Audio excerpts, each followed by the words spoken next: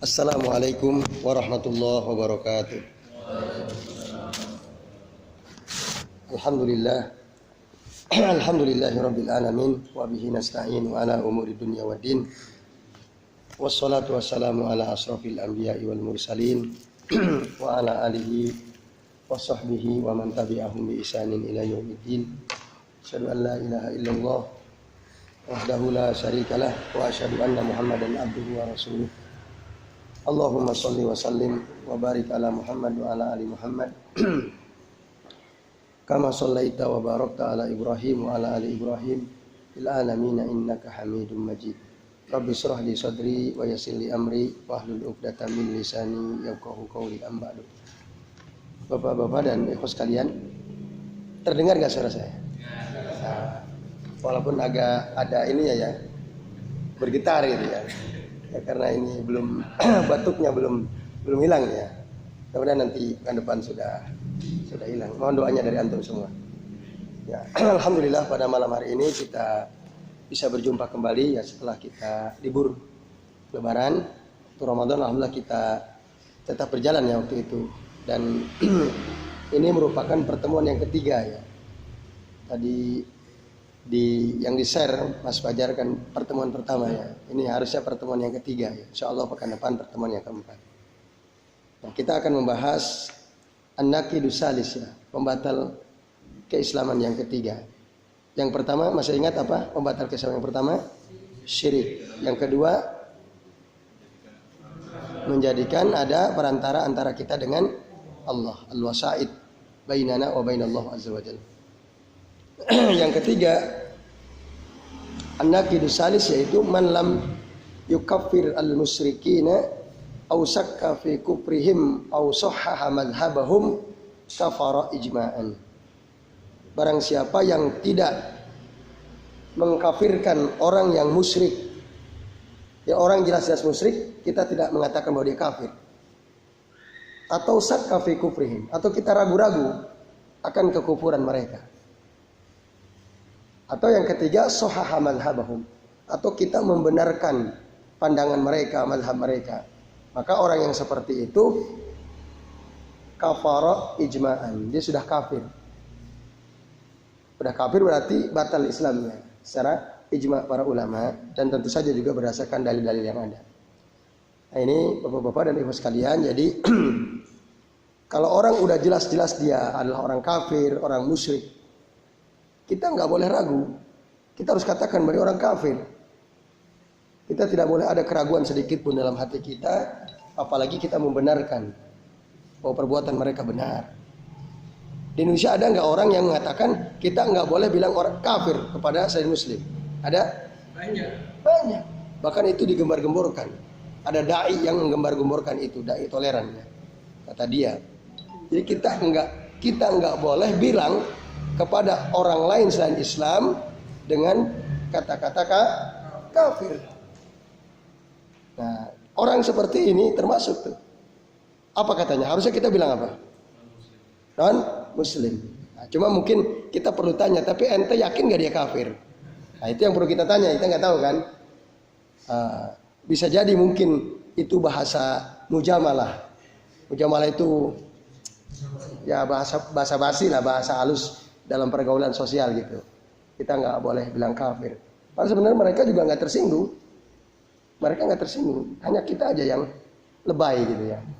Mereka yang lebay itu ya. Nah, tapi memang kita perlu klarifikasi. Apakah ketika kita nggak boleh bilang kafir, lalu ente meragukan kekafiran mereka?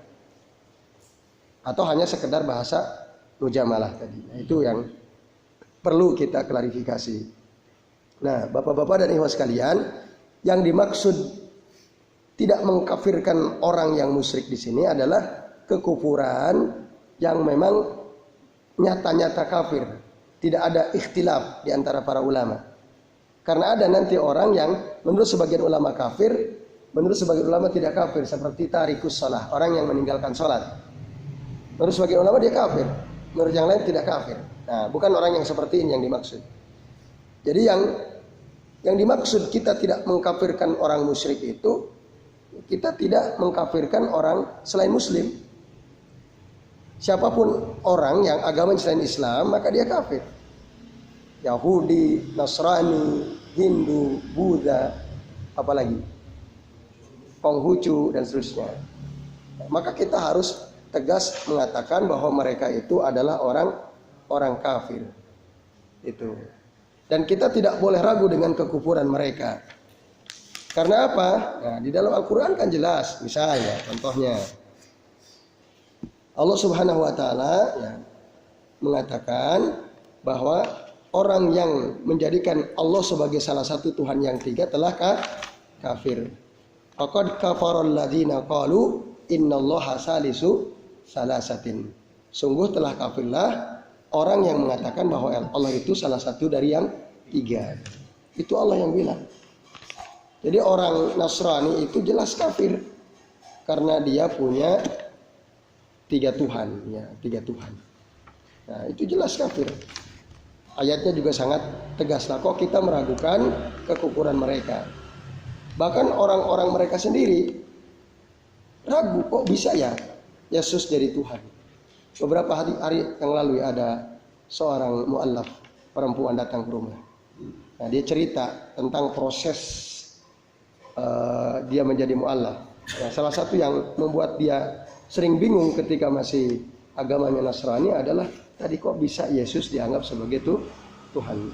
Dan dia selalu bertanya kepada pendetanya, jawabannya tidak pernah memuaskan. Terus dia bertanya-tanya. Sampai titik baliknya 1 tahun yang lalu sebelum Ramadan, dia berikrar ingin masuk Islam dan mengucapkan 2 kalimat syahadat di Mu'allaf Center Jogja. Di masjid gede ya, Kauman. Lalu dia datang ke rumah, cerita sambil ada hal-hal yang dikonsultasikan. Nah ini bapak-bapak dan ibu sekalian. Nah, jadi kalau ada orang kok dia ragu-ragu dengan kekafiran orang Nasrani, orang Yahudi, orang Hindu, orang Buddha dan lain sebagainya, maka dia telah kafir. Nah ini adalah ijma, ya, ijma para ulama. Sebagai disebutkan, misalnya oleh Syekh Muhammad bin Sahnun, beliau mengatakan ajma'al ulama ala anna satimar rasuli wal muntaqis lahu kafirun. Para ulama telah sepakat bahwa orang yang mencela Rasul, yang mengurangi hak Rasul, maka sungguh dia telah kafir. Nah, itu satu diantaranya disebutkan. Lalu kemudian qala Syekhul Islam Ibnu Taimiyah rahimahullah fi Sharim al-Maslul, ya. Berkata Syekhul Islam Ibnu Taimiyah rahimahullah dalam kitab beliau As-Sharim al-Maslul, apa kata beliau? Nah, beliau mengatakan amma man iktarona bisabbihi lis sahabah. Nah, dakwa anna Aliyan radhiyallahu anhu ilaha, bahwasannya dan adapun orang yang mencela sahabat, ya, dan mengklaim bahwa Ali bin Abi Thalib adalah sebagai Tuhan, au annahu kana huwan nabi, atau dia mengatakan bahwa Ali adalah nabi, wa inna ma ghalata Jibril fir risalah, atau dia mengatakan bahwa sebenarnya Jibril keliru dalam memberikan risalah harusnya kepada Ali kok kepada Muhammad. Fahadha la syakka fi kufri, maka ini tidak diragukan lagi tentang kekufuran orang tersebut. Bal syakka fi kufri man tawaqqafa fi takfirihi. Bahkan la syakka fi kufri, tidak diragukan lagi dalam kekufuran orang yang tawaqqafa fi takfirihi. Tawakuf itu artinya dia tidak mau mengkafirkan, tidak mengkafirkan. Jadi kalau ada orang bilang Ali itu sebenarnya Nabi, Jibril keliru. Jibril keliru. Itu orang kafir, orang tersebut. Nah, maka tidak diragukan orang seperti itu kafir dia. Dan tidak diragukan kekufurannya. Barang siapa orang yang tawakuf, saya enggak menilai dia kafir atau tidak kafir, itu juga termasuk kafir. Kafara man tawaqqafa fi takfirihi. Nah, itu diantara beberapa ijma, ya, yang berkaitan tentang kekufuran orang yang ragu-ragu dengan risalah Muhammad, dengan orang yang mencaci maki Rasulullah, yang mengurangi hak Rasulullah sallallahu alaihi wasallam. Nah, kemudian bapak-bapak serta ikhwas sekalian, a'azani Allah wa iyyakum ajma'in. Ya. Dalam kitab Durus fi Syarhi Nawaqid Al-Islam yang ditulis oleh Syekh Al-Fauzan, Syekh Shalih bin Fauzan Al-Fauzan, ya, di sana sebutkan, jadi orang-orang selain Muslim itu, ya terutama Yahudi dan Nasrani dan yang sejenis dengan mereka, itu jelas mereka sangat jelas kekufurannya. Ya, jadi banyak sekali dalil yang menjelaskan soal kekufuran mereka. Ya, ini misalnya disebutkan ya di dalam Al-Quran tadi, salah satu yang lain dalam surah Al-Maidah ayat 17, Allah Ta'ala berfirman, kalau Allah Ta'ala laqad kafara alladzina qalu, maka sungguh telah kafirlah orang-orang berkata, innallaha huwal masihu ibnu Maryam. Sungguh telah kafirlah orang-orang yang mengatakan bahwa Allah itu adalah Al-Masih ibnu Maryam. Atau orang Yahudi bilang, waqalatil yahud yadullahi maglulah. Orang Yahudi berkata bahwa tangan Allah itu terbelenggu, kata mereka. Ya, gullat aidihim wa lu'inu bima qalu. Nah, tangan mereka lah terbelenggu dan dilaknatlah mereka dengan apa yang mereka katakan. Nah, itu kekufuran orang-orang Yahudi. Ya, sementara tadi kekufuran orang Nasrani. Ya, termasuk orang-orang yang mengingkari keumuman risalah Nabi Muhammad SAW. Bahwa risalah Rasul itu berlaku untuk seluruh umat manusia. Kalau ada orang yang meragukan, berarti dia telah meragukan atau mengingkari ayat Allah. Nah, di antaranya dalam surah Saba ayat 28. Ada nggak tuh orang yang ragu-ragu bahwa risalah Nabi Muhammad itu untuk seluruh alam? Ada, ya, ada. Nah, misalnya gimana orang yang meragukan risalah Nabi Muhammad itu untuk seluruh manusia? Misalnya mengatakan apapun agamanya yang penting Tuhannya sama, kan gitu. Jadi apapun agamanya yang penting Tuhannya sama. Tidak harus sholat, tidak harus puasa. Yang penting sama-sama ada agama Abrahamik ya disebut. Nah, merujuk kepada Nabi Ibrahim. Nah, Tuhannya sama, maka tidak ada masalah. Jadi tidak harus semua orang sholat, tidak harus semua orang mengikuti Muhammad. Mereka akan selamat. Ada orang yang mengatakan seperti itu. Nah, berarti kan dia ingkar bahwa Nabi Muhammad ini risalahnya umum ya, untuk seluruh umat manusia. Ditegaskan oleh Allah dalam surah Saba ayat 28 ya. Wa ma arsalnaka illa kafatan linnasi basyirau wa nadhira. Dan tidaklah ya, kami mengutus engkau Muhammad kecuali untuk seluruh manusia sebagai pembawa kabar gembira dan pemberi peringatan. Nah, ini. Nah, jadi orang yang menganggap gak ada masalah, gitu ya. Apapun agamanya, yang penting nah, mereka sama-sama menyembah Tuhan. Jadi semua baik-baik saja. Bahkan ada mengatakan si fulan itu masuk surga. Ada itu tokoh, ya, dia seorang Muslim mengatakan bahwa tokoh orang Kristennya, tokoh orang Yahudi, kata dia masuk surga itu, dia akan masuk surga. Nah, padahal Aisyah dulu pernah bertanya, ya Rasulullah, ada si fulan bin fulan, disebutkan oleh Aisyah namanya, saya lupa namanya. Dia ini orang yang senang berbagi, senang silaturahim. Apakah dia akan masuk surga ya Rasulullah? Tidak, kata Rasul. Sampai dia beriman dengan apa yang dibawa oleh Muhammad. Nah, ini bapak-bapak dan ikhwas sekalian. Jadi siapa saja yang tidak beriman dan tidak ya, mengamalkan risalah Nabi Muhammad SAW, maka mereka jelas kekufurannya. Jadi kita tidak boleh meragukan kekafiran mereka. Nah, lalu ada pertanyaan, mana dalilnya bahwa orang yang tidak mengkafirkan orang yang jelas-jelas kafir, ya pokoknya selain Islam kan jelas kafir tuh. Mana dalilnya bahwa orang yang tidak mengkafirkan orang yang jelas-jelas kafir bahwa dia kafir, dia batal keislamannya. Orang kafir kan batal keislamannya tuh. Mana dasarnya kan itu? Nah, ini penting karena kita tentu saja harus pakai dasar ya untuk menegaskan bahwa orang yang tidak mengkafirkan atau ragu terhadap kekufuran orang kafir, apalagi memandang benar pikiran mereka, ya, pandangan mereka, maka dia telah batal keislamannya alias telah kafir. Nah, dalilnya disebutkan oleh Nabi SAW, riwayat Thariq Al-Asja'i ya, radhiyallahu anhu. Hadis ini dikeluarkan oleh Imam Muslim. Apa kata Nabi? Qala Nabi sallallahu alaihi wasallam, Nabi SAW bersabda, "Man qala la ilaha illallah." Barang siapa yang mengucapkan la ilaha illallah. Wa kafara. Nah, ada kata wa kafara bima yu'badu min dunillah, dan dia mengingkari atau mengkafirkan atau mengingkari bima yu'badu min dunillah, dengan sesuatu yang disembah selain Allah, harrama maluhu wa damuhu, maka haram diambil hartanya dan ditumpahkan darahnya. Hadis akhrajahu Muslim. Nah, Bapak-bapak dan Ibu sekalian, hadis ini menjelaskan tentang dua perkara penting, bahwa seseorang itu terpelihara darah dan hartanya dengan dua perkara. Satu, dia mengucapkan la ilaha illallah. Tentu saja bukan hanya sekedar talaffuz mengucapkan la ilaha illallah, dia harus paham maknanya. Karena syarat la ilaha illallah, masih ingat ada berapa syaratnya? Sab'ah. Ya, ada sab'ah, ada 7.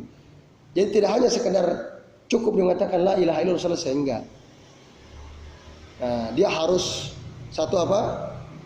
Tahu ilmunya, paham maknanya. Yang kedua apa?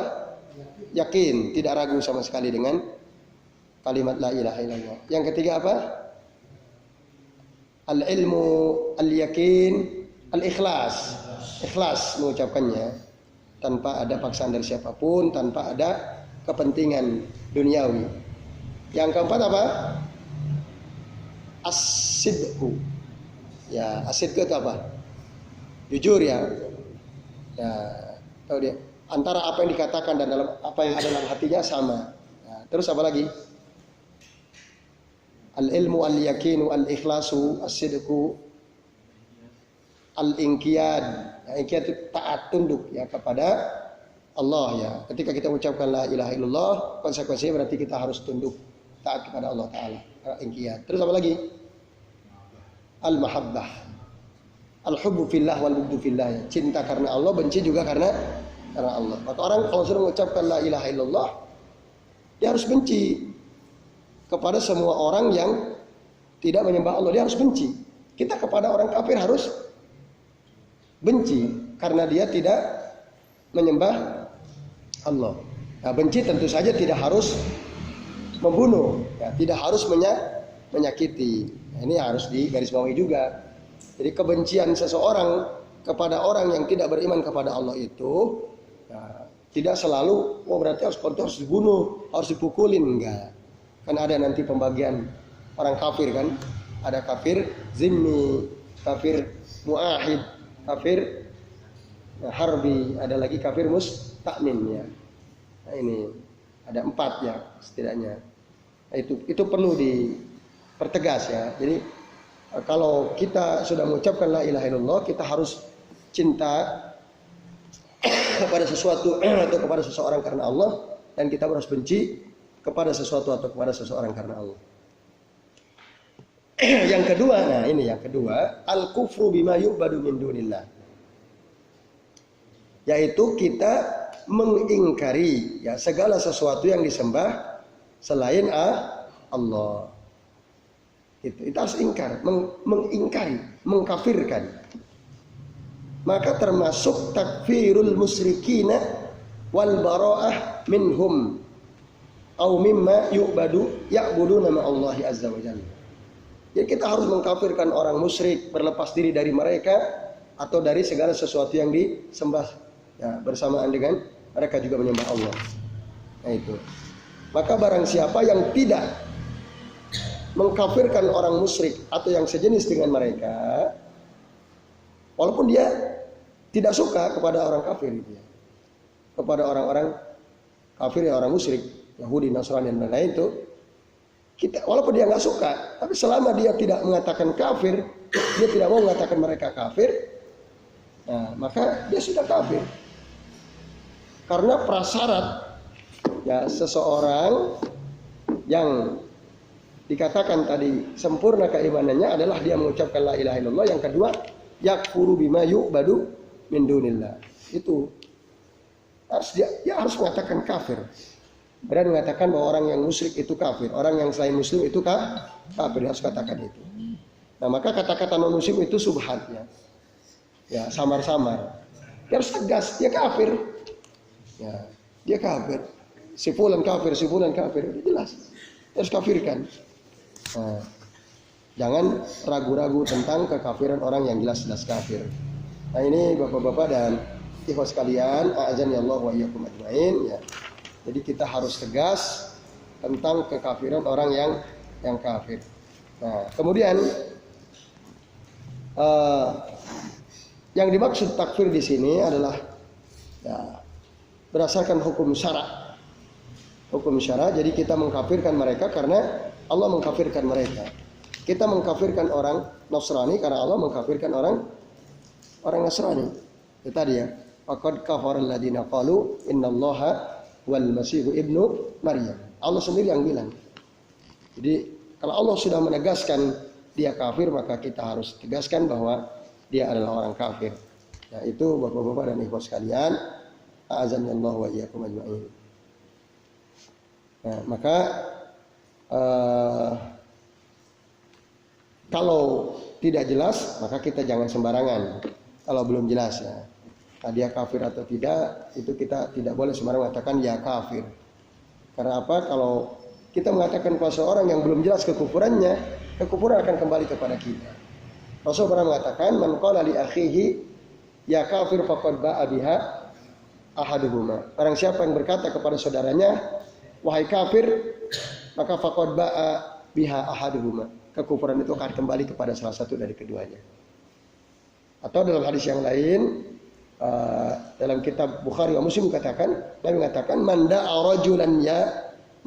rajulan bil kufri aw qala adu Allah. Barang siapa ya, seseorang memanggil seseorang dengan kafir atau dia mengatakan adu Allah, musuh Allah, walaisa kadzalik, padahal dia bukan musuh Allah, padahal dia bukan kafir, illa hara alaihi, kecuali kalimat itu akan kembali kepadanya, illa hara alaihi aw raja'a ilaihi. Hadis akhrajahu al-Bukhari wa Muslim.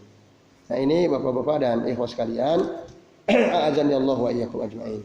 Jadi kita harus jelas ya, sikapnya, berani mengkafirkan orang jelas kafir, tidak boleh ragu dan sama sekali tidak boleh membenarkan mazhab mereka. Nah, ini. Dan orang Yahudi, orang Nasrani itu sampai akhir zaman dia tidak akan pernah ridho kepada kita. Ayatnya kan juga jelas ya. Nah, dalam surah Al-Baqarah ayat 120, lan tardha ankal yahud wan nasara hatta tattabi'a millatahum. Tidak akan pernah ridho orang Yahudi dan Nasrani ya, kepadamu sampai kamu mengikuti agama mereka. Ayat ini berlaku sementara atau berlaku terus menerus? Istimrar, permanen. Di situ diawali oleh lan. Lan itu harfun nafi lil mustaqbal wal mu'abbad ya. Huruf yang menafikan tidak mungkin terjadi di masa akan datang dan itu selama-lamanya. Jadi pokoknya orang Yahudi, orang Nasrani tidak akan pernah ridho sampai kita mengikuti mereka. Nah, ini Bapak-bapak dan Ibu sekalian, a'azani Allah wa iyyakum ajmain. Nah, kemudian maka di sini dikatakan, nah, pentingnya mengkafirkan orang kafir ini, ya, pentingnya mengkafirkan orang kafir ini memiliki konsekuensi hukum-hukum syara yang banyak sekali. Jadi ada konsekuensi hukum syara. Ketika kita jelas ya bahwa orang kafir harus kita kafirkan, kita tidak boleh membenarkan mazhab mereka. Jadi membenarkan mazhab mereka itu gimana misalnya?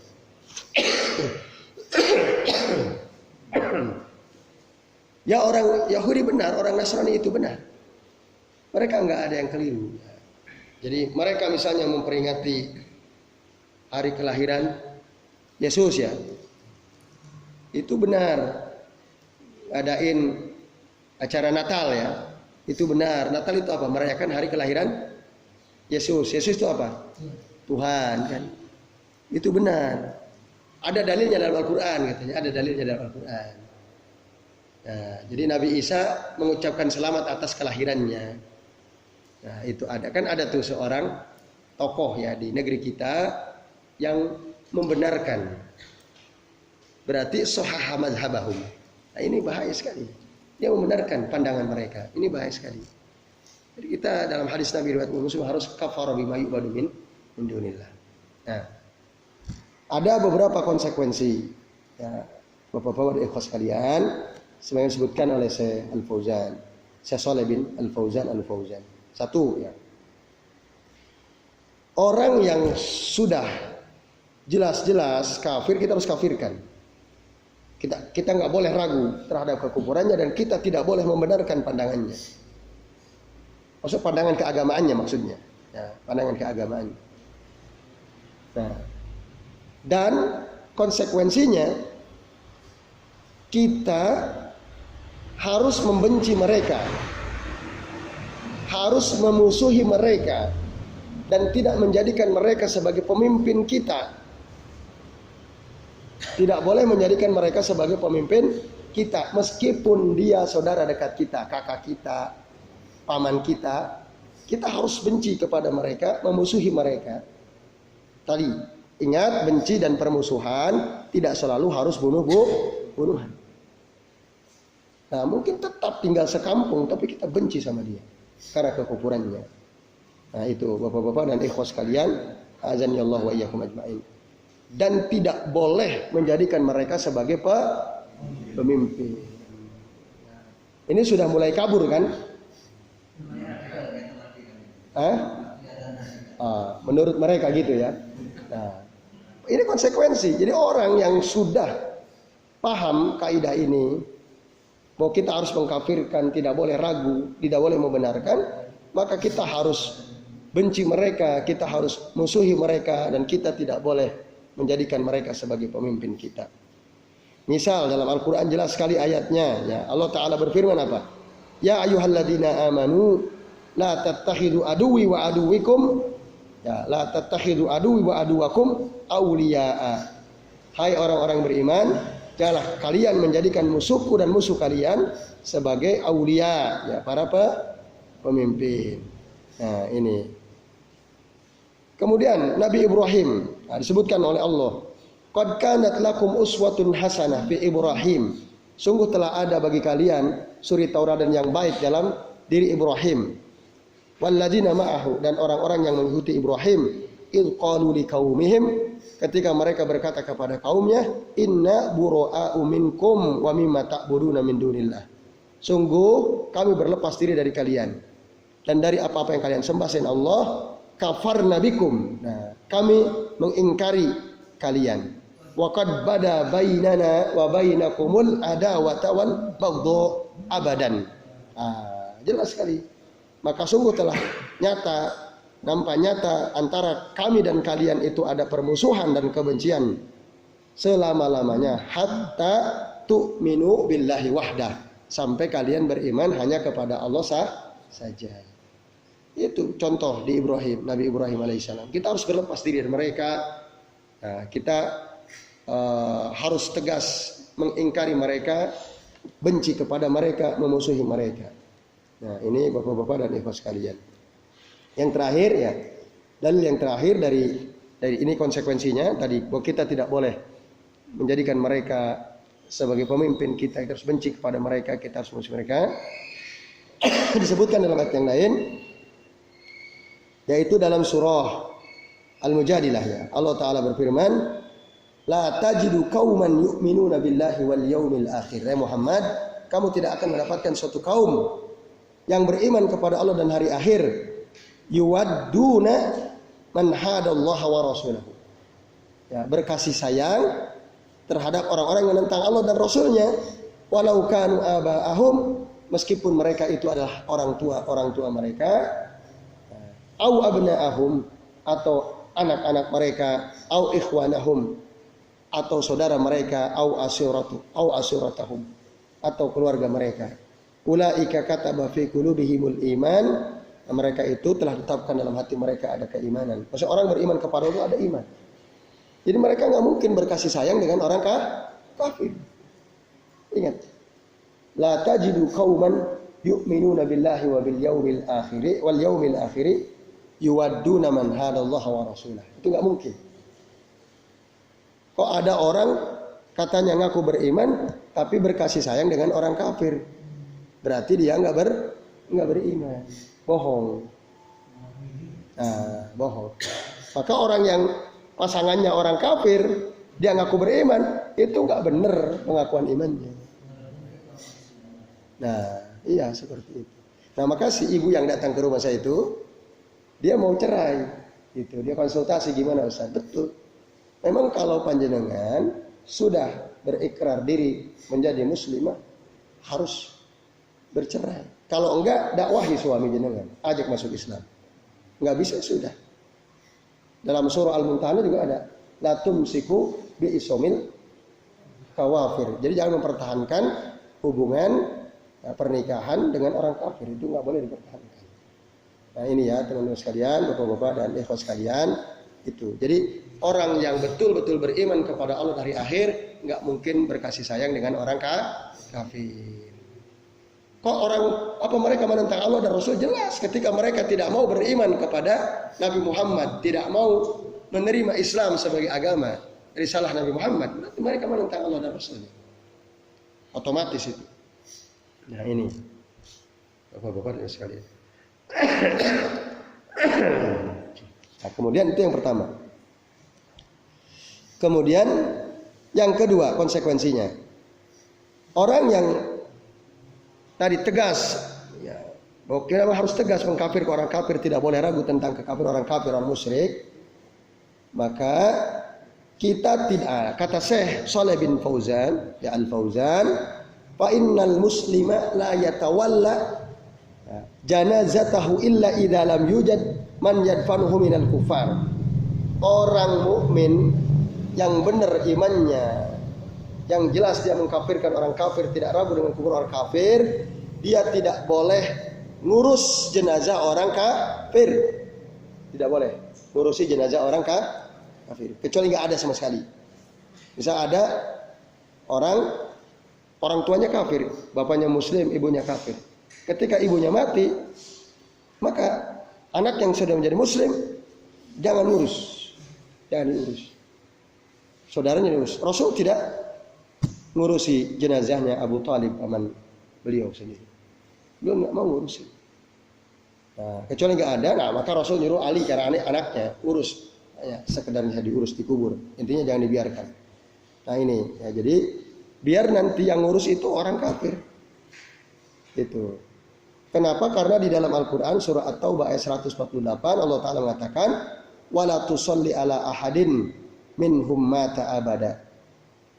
Janganlah kamu berdoa kepada salah seorang di antara mereka orang kafir itu yang mati ya selama-lamanya, wala takum ala qabrih, dan janganlah kamu berdiri di atas di dekat kuburannya, innahum kafaru billahi wa rasulihi wa matu wa hum fasikun. Karena sesungguhnya mereka ini ya kafir kepada Allah Rasulnya, mereka mati dalam keadaan fasik. Itu dalam surah At-Taubah ayat 148. Itu kata Syekh Shalih bin Fauzan dasarnya. Jadi orang Muslim mukmin nggak boleh ngurusi jenazah orang kafir. Konsekuensi yang ketiga, orang Muslim tidak boleh mewariskan hartanya kepada orang kafir. Pun demikian orang kafir tidak mewariskan hartanya kepada orang Muslim. Maka Rasul mengatakan, la yarisul muslimul kafira walal kafirul muslimat. Seorang Muslim tidak mewarisi kepada orang kafir dan orang kafir pun tidak memberikan warisan kepada orang Muslim.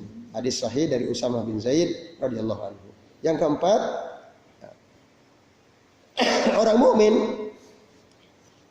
yang sempurna dan dia harus tegas tadi mengatakan orang kafir itu kafir.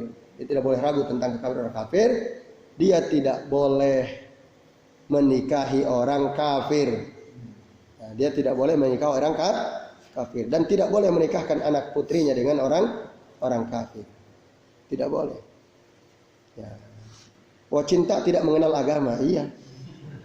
Betul memang begitu ya, secara kemanusiaan. Tapi secara agama, ya, dia harus taat pada Allah dan Rasulnya. Maka kalau dia mukmin atau dia mukminah, dia mukmin tidak boleh melamar wanita kafir. Dia mukminah, dia tidak boleh menerima lamaran laki-laki kafir.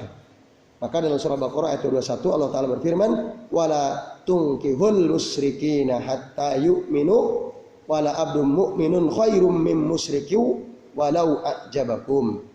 Janganlah kalian menikahi orang-orang musyrik atau menikahkan anak-anak perempuan kalian dengan laki-laki musyrik sampai mereka beriman. Seorang budak yang beriman itu lebih baik daripada laki-laki musyrik meskipun dia menarik hatimu. Ya.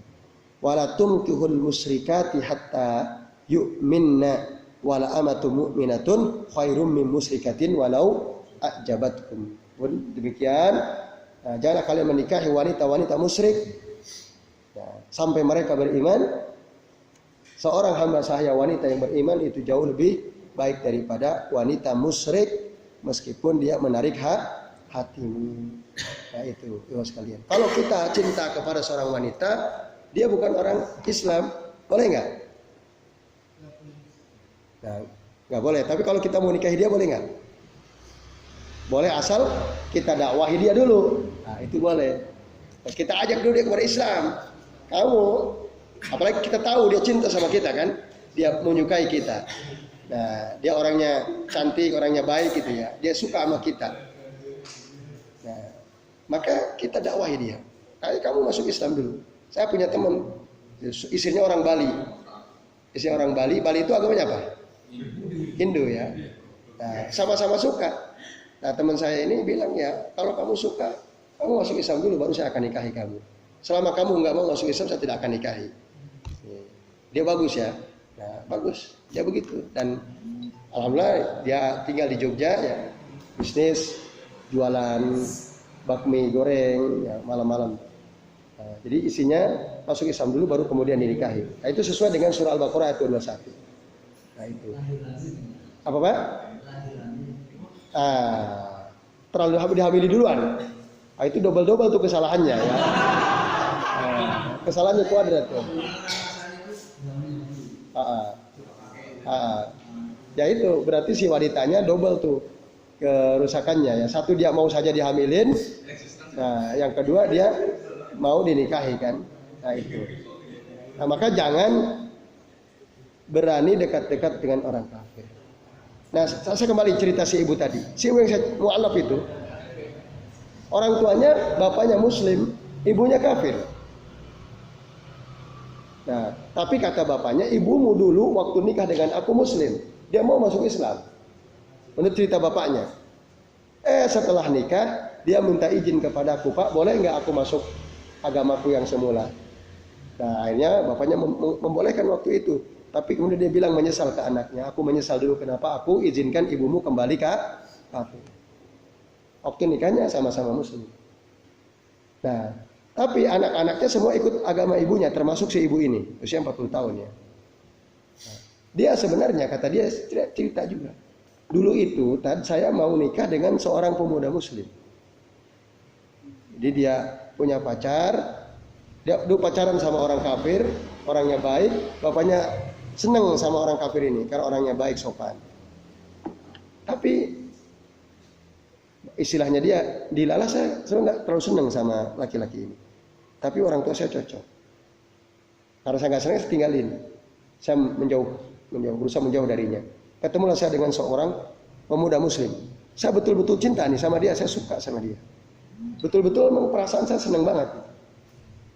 Nah, tapi sayang cara dia mendakwahi saya itu ya karena waktu itu mungkin sama-sama masih muda kata dia. Membuat saya jadi menolak gitu cara dia mendakwahi saya. Dia nyuruh saya untuk masuk Islam tapi caranya nggak benar kata dia. Akhirnya saya jadi menolak walaupun saya tetap cinta sama dia. Sampai akhirnya dia melamar saya. Dia melamar saya tapi karena bapak ibunya udah kadung seneng sama laki-laki yang sebelumnya, akhirnya ditolak. Nah, akhirnya nggak jadi nikah. Sebenarnya laki-laki mukmin itu dia berusaha ngajak supaya saya masuk Islam, tapi cara dia yang terlalu kasar kata dia. Kata si ibu ini ya, si ibu ini. Nah, ini, ya itu cerita dari seseorang yang mengalami langsung gitu ya. Nah, alhamdulillah dia sekarang sudah menjadi muslimah. Nah, ini bersaudara ya. Jadi konsekuensinya tidak boleh menikah dengan orang kafir. Kemudian yang kelima, Ya, konsekuensi dari sikap tegas kita mengkafirkan orang kafir, tidak ragu dengan kafiran mereka dan tidak mengatakan benar pandangan mereka, mazhab mereka adalah kita harus berlepas diri dari mereka dan hijrah dari negeri mereka jika kita kesulitan untuk beribadah secara terang-terangan. Kita tinggal di negeri kaum muslimin, di negeri orang kafir, di Amerika, di Jepang khususnya misalnya, untuk apa? Ya urusan sekolah misalnya, kerja misalnya. Nah, kalau kita kesulitan untuk beribadah di negeri mereka, layak diru ala izhari dinihi, dia tidak bisa menampakkan agamanya, maka dia harus hijrah. Itu. Dia tidak boleh terus menetap di situ walaupun mungkin dia sekolah, dia kerja. Saya akan cari uang, saya cari pendidikan. Tapi kalau dia susah menunjukkan agamanya, dia nggak bisa pakai jilbab, dia nggak bisa sholat gitu ya, dia harus hijrah. Kalau dia menetap di situ, bapak-bapak dan ibu sekalian, maka orang yang seperti itu diancam oleh Allah tempatnya di neraka jahanam dan itu seburuk-buruk tempat kembali. Nah, disebutkan di dalam surah An-Nisa ayat 97 sampai 99. Nah, dasarnya disebutkan di dalam Al-Qur'an, Allah Ta'ala mengatakan, qalu fima kuntum. Mereka berkata, ya, maksud para malaikat, fima kuntum. Kenapa kalian ini? Qalu, maksud kenapa kalian enggak mau hijrah? Qalu kunna mustad'afina fil ardh. Ya, mereka berkata, kami ini orang-orang lemah di atas muka bumi. Qalu alam takun ardullahi wasi'ah fatuhajiru fiha. Ya, malaikat berkata, bukankah bumi Allah ini luas? Kalian bisa hijrah dari satu tempat itu. Nah, maka ketika dia mau hijrah, faulaika ma'wahum jahannam. Mereka itu tempatnya di neraka jahanam wa sa'at masyira, dan itu adalah seburuk-buruk tempat kembali. Nah, gara-gara alasan sekolah, karena dia nggak bisa ibadah dengan bebas di situ, dia nggak mau hijrah, dia nggak mau meninggalkan negeri orang kafir tersebut. Nah, bapak-bapak dan ibu sekalian, orang yang seperti itu ancamannya neraka jahanam tempatnya. Itu konsekuensi yang kelima. Yang keenam, ya, konsekuensinya adalah orang yang mukmin betul-betul beriman, yang tadi sudah tegas mengatakan orang kafir itu kafir, tidak ragu dengan kafir orang kafir, dia tidak boleh ya, ketika ketemu mereka orang kafir memulai dengan salam, tidak boleh. Nah, ketemu orang kafir, assalamualaikum. Dia Pak Fulan, kalau dia orang kafir dia tahu, kita bilang assalamu alaikum. Nah, itu nggak boleh. Kenapa? Karena Rasul mengatakan, la tabda'u al-yahud wan nasara bis salam. Ya, janganlah kalian memulai dengan orang Yahudi dan Nasrani dengan salam. Wa in sallimu faqulu alaikum. Kalau mereka mengatakan, mereka mengucapkan salam kepada kita, cukup kita ucapkan wa alaikum. Demikian kata Rasul sallallahu alaihi wasallam. Ya, bapak-bapak dan ibu sekalian. Itu satu. Kemudian yang konsekuensi yang ketujuh. Dia tidak boleh ya, berluas-luas dalam majelis dan dalam memberikan jalan kepada orang kafir. Tidak menghalangi tapi tidak memberikan keleluasaan. Untuk apa? Menghinakan mereka. Kita ada satu majelis, orang kafir datang, kita lagi duduk, kita bangun, Pak monggo, jenengan di sini. Nah, itu nggak perlu. Terhadap orang kafir nggak perlu seperti itu. Terhadap orang kafir tidak perlu seperti itu. Nah, udah kita duduk aja. Biar nggak ada kursi kecuali belakang, biar dia ke belakang. Itu sikap tegas kita, konsekuensi bahwa kita sebagai orang beriman mengkafirkan orang kafir, tidak ragu dengan kekufuran mereka, maka kita tidak boleh berlapang-lapang dalam majelis dan berlapang-lapang dalam jalan. Maka Rasul mengatakan, berdasarkan hadis Nabi ini, Rasul mengatakan, idza laqitumuhum fit thariq, apabila kalian bertemu dengan mereka orang-orang kafir di jalan, fattarruhum ila adyaqahu, ya, maka paksalah mereka kepada jalan yang paling sempit gitu. Tapi kita tidak menghalangi, hanya memaksa mereka, ya kita menyempitkan jalan mereka. Nah, itu kata Syekh Shalih bin Fauzan Al-Fauzan. Yang kedelapan, ya, orang kafir itu nggak boleh masuk Makkah, Madinah, tanah haram. Itu nggak boleh. Nah, tanah haram berdasarkan ayat Al-Quran surah At-Taubah ayat 8, Allah Ta'ala mengatakan, ya ayyuhalladzina amanu innamal musyrikuna najasun wala yaqrabu al-masjidal haram ba'da amihim hada. Hai orang yang beriman, sesungguhnya orang-orang musyrik itu najis. Jangan sekali-kali mereka mendekati Masjidil Haram setelah tahun ini, kata Allah Subhanahu wa taala dalam surah At-Taubah. Nah, ini Bapak-bapak dan Ibu sekalian, ayat ini turun ya, ketika Ali diutus oleh Nabi SAW di musim haji, ya, bahwa setelah musim haji itu nggak boleh lagi ada orang kafir masuk ke tanah haram, masuk ke Masjidil Haram. Itu yang ke-7, ke-8 ya. Yang ke-9, nah, orang kafir itu, orang musyrik itu harus dikeluarkan dari Jazirah Arab, harus diusir, dikeluarkan, nggak boleh tinggal di sana dari Jazirah Arab. Berdasarkan hadis Nabi, ya, Nabi SAW beliau pernah mengatakan, ya, akhriju al-yahud wan nasara min Jaziratil Arab. Keluarkanlah orang Yahudi dan Nasrani dari negeri Arab, ya, dari Jazirah Arab. Nah, ini ya, kita harus keluarkan. Bahkan Rasul mengatakan akhriju al-yahud wan nasara min Jaziratil Arab. Ini hadis dari Allah bin Abbas radhiyallahu anhu, riwayat Imam Muslim, Imam Bukhari dan Abu Daud. Jadi keluarkan, usir orang Yahudi dan Nasrani dari Jazirah Arab. Bahkan dikatakan wala yabqa ya fi Jaziratil Arab dinani, tidak boleh menetap di negeri Arab itu ada dua agama. Nggak boleh. Maksudnya kalau Islam udah Islam tok, yang lain nggak ada. Nah, itu juga disebutkan dalam hadis yang lain. Ya, sekalian, hadis rawahu At-Tabrani dari Aisyah radhiyallahu anha. Nah, itu konsekuensi yang lain. Yang ke-10, ya, konsekuensi kita tegas mengkafir orang kafir, kita, nah ini penting. Ada mussana'i alaihim wa madhihim. Kita tidak boleh memuji-muji mereka. Nah, itu nggak boleh. Wah, orang kafir itu hebat-hebat ya, keren-keren orang kafir itu. Nah, ada nggak tuh orang bilang begitu? Wah, mereka itu canggih-canggih. Orang kafir itu buktinya HP kita ini mereka yang buat, canggih betul mereka itu. Itu muji kan? Muji nggak itu? Muji. Walaupun faktanya begitu, tapi kita nggak boleh puji mereka. Nah, ini penting.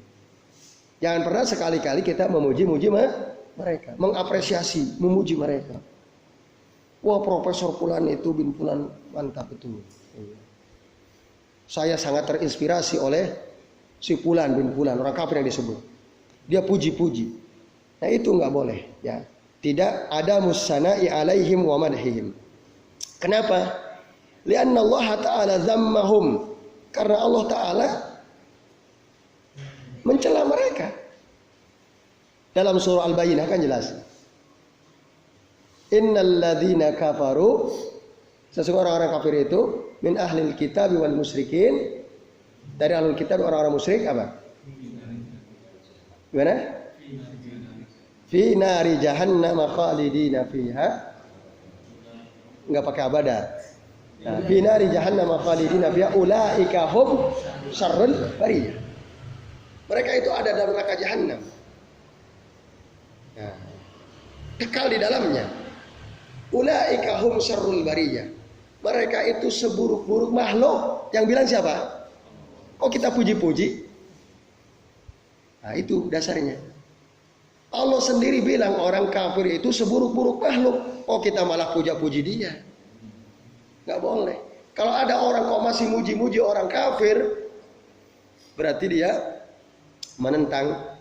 bertentangan dengan ayat Allah surah Al-Bayyinah ini. Itu bapak-bapak dan ikhwas sekalian ya. Tapi ada nggak orang yang suka memuji-muji orang kafir? Banyak ya. Nah, termasuk mengidolakan orang Korea K-pop gitu ya. Siapa idolamu? Si Fulan ada seterusnya. Iya kan banyak sekali kayak gitu. Atau dia mengidolakan si Messi gitu ya, pemain sepak bola kan, Ronaldo. Nah misalnya, jangan-jangan di antara kita ada dia kayak begitu, jangan-jangan ya. Itu nggak boleh itu. Nah, Ya. Nah, kalau mukobalah nggak masalah, membalas kebaikan dengan kebaikan nggak masalah.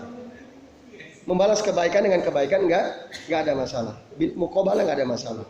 Tapi kalau kita yang memulai memuji, nah itu dia nggak boleh. Nah ini ya, kalau dia berbuat baik kepada orang muslim, kita sambut kebaikannya, ya, karena dia berbuat baik kepada muslim. Tapi kalau enggak, kita yang memulai karena kehebatan sepak bolanya, karena kehebatan tinjunya, atau MMA tuh hari sekarang MMA ya. Wah, siapa ini favorit MMA-mu? Ya atlet MMA favoritmu? Wah saya ini. Siapa sih? McGregor gitu ya misalnya. Itu favorit saya. Nah ini bahaya ya. Mereka seburuk-buruk makhluk. Kita jangan memuji-muji mereka. Nah itu konsekuensi yang ke-10 ya. Bapak Ibu dan Bapak-bapak dan ikhwan sekalian. Jadi ingat kita tidak boleh memuji-muji orang kafir. Ya, memuji orang kafir. Kecuali bi thariq al-muqabalah dengan cara membalas tadi, balas kebaikan dengan kebaikan. Ya.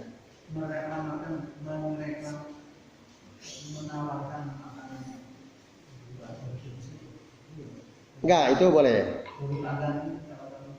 Oh, mempromosikan. Nah, itu termasuk tentu saja nggak boleh.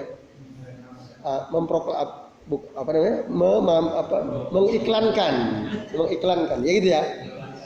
Iya, itu termasuk nggak boleh. Ya, coba menurut orang-orang sekuler boleh nggak kayak gitu? Kata mereka nggak ada masalah, karena emang imannya bermasalah orang seperti itu. Seorang muslim tidak boleh mengiklankan produk orang kafir, apalagi dia produk haram. Jelas babi panggang itu haram, kok diiklankan. Nah ini babi panggang. Nah ini nggak boleh, Pak Nasir ya dan bapak-bapak serta ikhwan sekalian. Itu nggak boleh. Dalam Quran ada nggak ayatnya? Ada jelas. Ta'awanu 'alal birri wat taqwa wa la ta'awanu 'alal itsmi wal udwan. Itu perbuatan dosa. Kita nggak boleh saling menolong mengiklankan. Ya ini. Kemudian apa lagi? Konsekuensinya yang lain yang ke-11, kita tidak boleh tasabuh dengan mereka. Menyerupai mereka dalam kebiasaan kita, dalam cara kita berpakaian. Ya, itu kita tidak boleh menyerupai mereka. Terutama pakaian-pakaian yang ada kaitannya dengan agama dan keyakinan mereka. Itu yang haram. Kalau nggak ada kaitannya dengan agama dan keyakinan, itu nggak ada masalah. Nah ini sekalian. Beberapa teman, saya punya teman itu, dia pakai salib. Dia muslim, pakai salib. Nah, ketika ditegur, kenapa ente pakai salib? Apa salahnya salib? Mau pakai salib kok nggak boleh, kata dia. Apa karena salib saya jadi kafir? Kan enggak, kata dia. Ini bukti toleransi saya. Ya. Nah ini kan ngaco orang seperti itu. Ya, itu ada teman-teman seperti itu.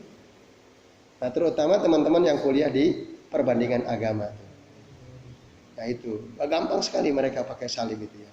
Nah, saya punya tuh teman-teman yang seperti itu. Nah ini tasabuh dengan mereka. Ya, tasabuh dengan mereka. Ini bapak-bapak dan ibu sekalian. Nah inilah dia. Ya, ada sekitar 11 konsekuensi yang kita tidak boleh ya lakukan ketika kita sudah tegas mengatakan orang kafir itu kafir dan kita tidak ragu dengan kekufuran mereka. Nah yang terakhir, lalu apa yang boleh? Apa yang boleh kita lakukan dengan mereka? Kata Syekh Shalih bin Fauzan Al-Fauzan, ada beberapa yang kita dibolehkan. Ya, minal umur al-mubahah wa minal manafi al-mustarikah. Ya, dari perkara-perkara yang dibolehkan dan di dalamnya ada manfaat yang kita bisa berserikat dengan mereka, maka itu boleh. Contoh apa? Dagang. Kita beli produk mereka selama itu tidak haram. Ya, beli HP boleh nggak? Boleh kan produk mereka. Kita jual HP itu nggak ada masalah. Karena ini nggak ada kaitannya dengan soal agama. Muamalah itu boleh. Dagang. Kita menjual apa kepada mereka itu boleh. Ya. Kemudian apa lagi? Ya. Kerjasama mengambil manfaat atas apa? kepakaran mereka misalnya. Mereka punya kemampuan membuat apa lalu kita gunakan jasa mereka. Itu boleh. Nah, kita mau bikin aplikasi apa dalam bisnis kita misalnya. Yang bisa hanya orang kafir yang bisa. Nah, kita boleh manfaatkan kemampuan mereka. Kita panggil dia, tolong buatkan saya aplikasi ini dan itu. Nah, yang kita panggil orang kafir, maka itu tidak ada masalah. Ya, Bapak-bapak dan ibu sekalian. Selama ya tidak ada di golongan orang Islam. So, orang Muslim nggak ada yang bisa, kita boleh. Tapi kalau ada orang Islam bisa, ya kita sebaiknya menggunakan jasa orang Islam. Itu kalau dalam urusan memanfaatkan kemampuan tadi. Nah, kemudian yang ketiga, kita boleh membuat perjanjian dengan mereka selama memang ada kemaslahatan untuk kaum muslimin. Boleh ada janji dengan mereka. Kemudian yang terakhir, bapak-bapak dan ibu sekalian, yang kita dibolehkan adalah diantaranya keempat tadi, nukafi'uhum idza ahsanu ilaina. Kita membalas apabila dia berbuat baik kepada kita. Ronaldo berbuat baik kepada kaum muslimin Palestina, ya, membela. Ya, kita balas kebaikannya. Oh bagus, Ronaldo bagus misalnya. Nah itu dibolehkan. Ya, kita berbuat baik kepada mereka. Maka dalam Al-Quran surah Al-Mumtahan ayat 8 Allah Ta'ala mengatakan, wala yanhakumullahu anil ladzina lam yuqatilukum fid din. Allah tidak melarang kalian dari orang-orang yang tidak memerangi kalian dalam agama, walam yukhrijukum min diyarikum, dan orang-orang yang tidak mengusir kalian dari negeri-negeri kalian, antabarruhum fatuqsitu ilaihim. Kalian berbuat baik kepada mereka dan berbuat adil kepada mereka. Innallaha yuhibbul muqsitin. Sesungguhnya Allah itu menyukai orang-orang yang adil. Nah, itu boleh. Itu diantara perkara yang dibolehkan berdasarkan dalil-dalil syara, bapak-bapak dan ibu sekalian. Nah, gitu. Dia datang memberi makanan kepada kita, kita terima, boleh. Nah, dulu Asma, anaknya Abu Bakar, Asma ya bintu Abi Bakrin, pernah bertanya kepada Rasulullah SAW, ya, karena di waktu itu ragu-ragu, ibunya masih kafir, inna ummi ja'at wa hiya ragibah ay ragibah fisilah fa asiluha. Ibu saya sering datang, nah, dia ingin menyambung tali silaturahimnya. Apakah boleh saya sambung? Kata Rasulullah, qala na'am. Ya, kata Rasul, sambung saja. Jadi ya ibumu datang ya sambung saja. Itu nggak ada masalah. Tidak ada masalah. Jadi saya kira ini bapak-bapak dan ibu sekalian apa yang kita bisa bahas dari pembatal keislaman yang ketiga ya. Jadi kita harus tegas mengatakan orang kafir itu kafir, tidak boleh ragu bahwa orang kafir itu kafir. Dan kita jangan sekali-kali membenarkan pandangan keagamaan mereka dan beberapa konsekuensinya tadi ada 11. Ya, monggo Pak. Silakan. Anda sih. Dulu kan kita kalau vaksinasi apa TBC apa sangka itu kan nggak usah pakai KTP, nggak usah pakai surat keluarga. Sekarang pakai KTP dan keluarga, saya curiga ada apa rupanya curiga kepada orang kafir boleh, nggak ada masalah. KTP. Dulu nggak masalah SDT divaksinasi.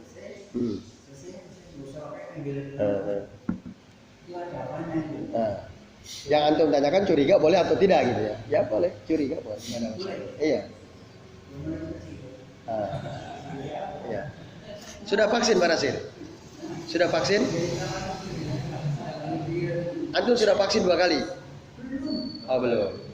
Kemarin sudah dijadwalkan? Tapi ya itu hak antum. Itu hak antum. Ya. Oke. Yang lain ada yang mau tanyakan? Ya monggo Mas Isna.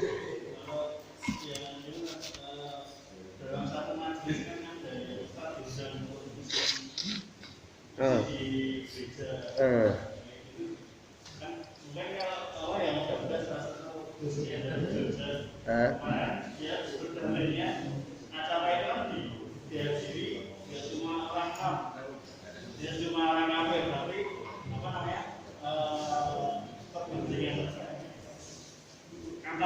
Nah, itu hadir di situ, makanya dia terus ceramah gitu.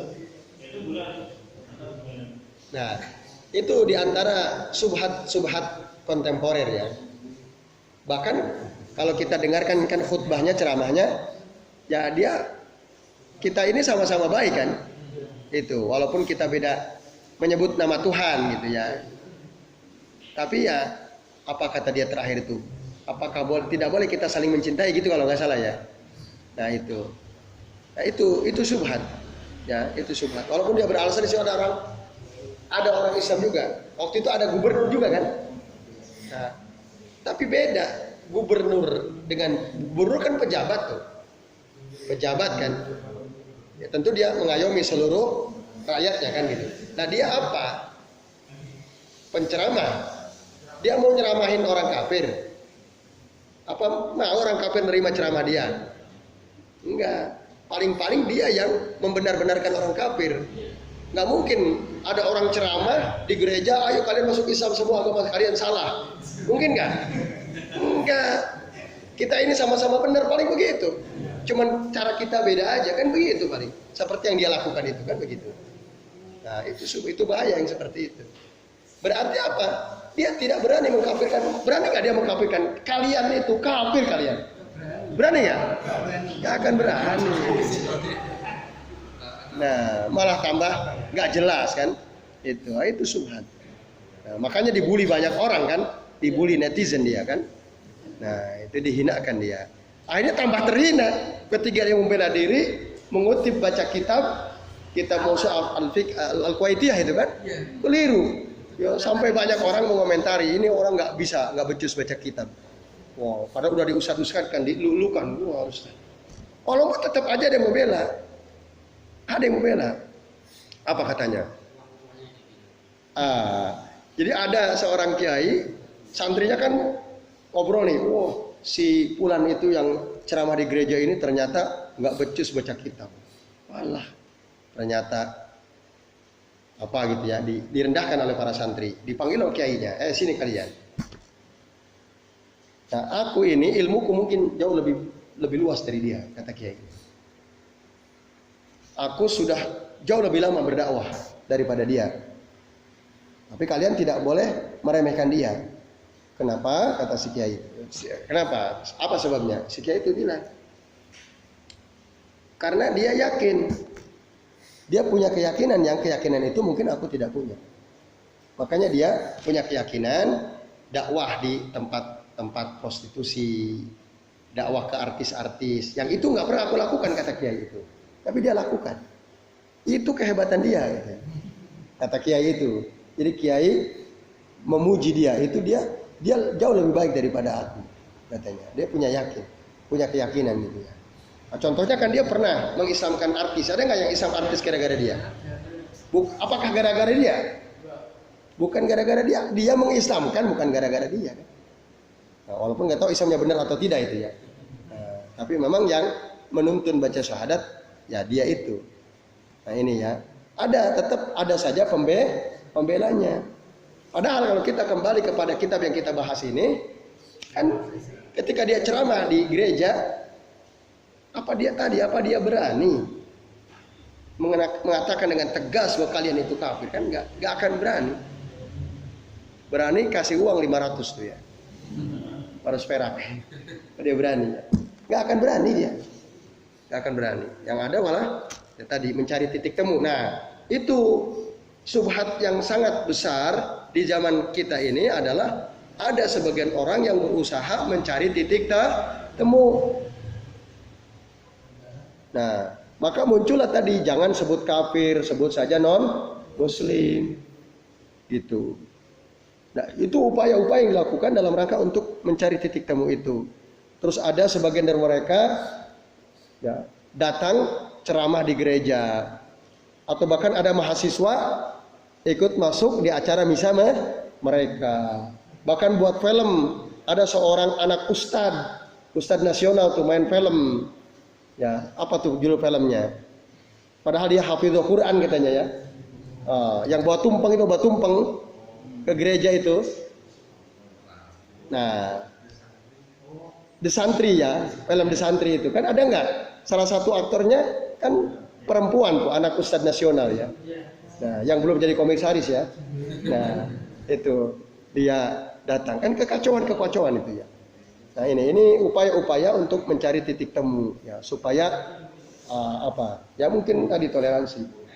Nah, ini yang kebablasan. Jadi itu Mas Isna ya, yaitu termasuk yang sebaiknya kita hindari. Kalau kita mau dakwahi mereka, ya kita datangi rumahnya, datangi, kita nasihati, ya, kita ketemu, kita nasihati itu. Nah, kalau kita diminta ceramah di gereja untuk dakwah, terima nggak? Kalau berani ya terima, kita dakwahi. Antum itu salah. Boleh, asal kita berani mengatakan itu. Boleh. Cuma ada nggak yang berani kan gitu? Pasti yang diundang oleh mereka orang-orang yang nggak jelas, ya nggak? Nah, mereka nggak mungkin panggil orang yang sudah jelas secara akidah, dipanggil untuk ceramah di gereja, kan nggak mungkin. Itu namanya menghancurkan akidah mereka, nggak mungkin. Nah ini, ya itu Mas Isa. Allah Taala alam bisawab. Ya. Kalau kita dikasih dua pilihan, yang mana katakanlah ada satu masalah ini bisa diselesaikan dengan dua cara ya. Pertama, caranya itu dari orang kafir. Itu mungkin track recordnya udah bagus. Terus yang cara kedua itu dari muslim tapi kurang bagus. Nah, kalau itu kan itu yang mana? Contoh konkretnya masalah apa? Service handphone. Kalau saya sering di kafir itu bagus banget videonya. Tapi kalau saya di muslim kayaknya kecewa, mengecewakan. Boleh. Tadi kan nastafidu min khibratihim ya, kita mengambil faedah dari kemampuan mereka, boleh, nggak ada masalah. Selama memang tidak ada orang muslim yang kualitas servisnya seperti dia gitu ya. Dia jujur, dia betul-betul ini yang rusak ini Pak, ini barangnya, harganya sekian. Saya perbaiki betul memang bagus pengalamannya. Nah, itu maka nggak masalah. Karena yang muslim tidak setransparan dia misalnya dan hasilnya tidak memuaskan, maka boleh kita nufaddiluhum ya, lebih mengutamakan servis ke mereka, itu boleh. Allah Taala. Ya baik Bapak sekalian, ini sudah jam 10:30 ya, gak kerasa ya, kurang 2 menit ya, kita cukupkan sampai di sini. Mari kita akhiri. Nah, nanti ditutup oleh Mas Yoyo ya selaku pengacara. Kami akhiri, mohon maaf apabila ada kesalahan dari yang kami sampaikan. Wassallallahu ala Muhammadin wa ala alihi wa sahbihi wa baraka wa sallam alaihi ajma'in. Billahi taufiq wal hidayah. Wassalamualaikum warahmatullahi wabarakatuh.